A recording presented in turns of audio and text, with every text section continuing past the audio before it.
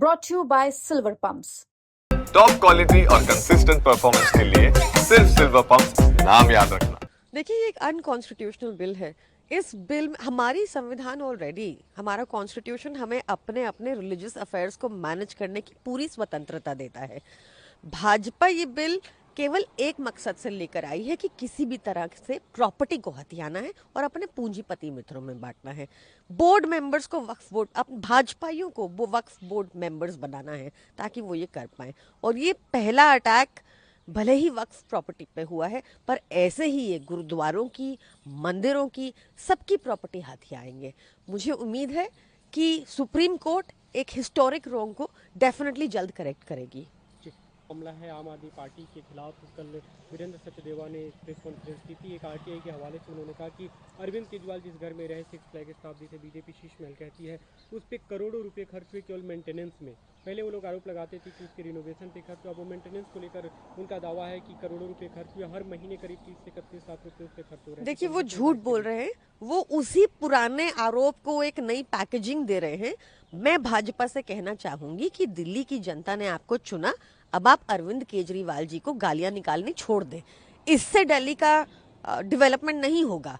आपने जो वादे किए थे, चाहे 2500 रुपए का हो, चाहे फ्री सिलेंडर का हो, वो तो जुमले निकले ही। साथ में आज दिल्ली की जनता खुद सड़कों पे है। 10-10 घंटे के पावर कट लगने लग गए हैं। लोगों के घर में पानी नहीं पहुंच रहा 5-5, 6-6 दिनों तक। और तो और स्कूल फीस भी बढ़ा दी है। भाजपा अपनी नकारात्मक राजनीति बंद करे। इस तरह से लोगों का भला नहीं होने वाला। और अगर घरों पे ही राजनीति करनी है तो प्रधानमंत्री मोदी का राजमहल खोल दे, लोगों को दिखाएं वो टनल बनने में क्या कॉस्ट लगा। अनइलेक्टेड एलजी का घर खोल दे, दिखाएं वो घर कितनी कॉस्ट में बना। अभी केंद्र सरकार और दिल्ली सरकार के बीच में तो मुख्यमंत्री ने कहा कि दिल्ली के लोगों को अप्रैल महीने के लास्ट में इसका फायदा मिलना शुरू हो जाएगा। 5 लाख केंद्र सरकार देगी, 5 लाख का टॉप अप दिल्ली सरकार दे रही है। बड़ी आबादी से लाभान्वित होगी जो बुजुर्ग है। देखिए, मुझे लगता है कि ये भी एक गुमराह करने की टेक्निक है।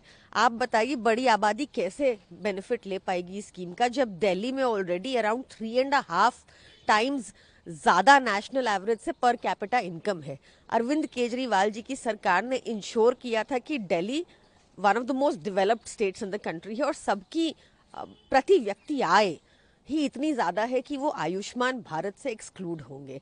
आप भाजपा से एक आकलन मांगना चाहिए कि उन्होंने कुछ किया कि कितने लोगों को इसका लाभ मिलेगा। जब यहाँ पर मिनिमम वेजेस देश में हाईएस्ट है, जब यहाँ पर प्रति व्यक्ति आय देश में 4 times nearly highest national average से ज्यादा है, तो आपके आयुष्मान भारत में तो अगर फ्रिज है, अगर टीवी है, तो आप एक्सक्लूडेड होते हो। तो कितने लोगों को इसका लाभ मिलेगा? तो ये गंदी राजनीति बंद करनी चाहिए भाजपा को। वो हमारी दिल्ली हेल्थ स्कीम का नाम बदल के कुछ और रख लेते।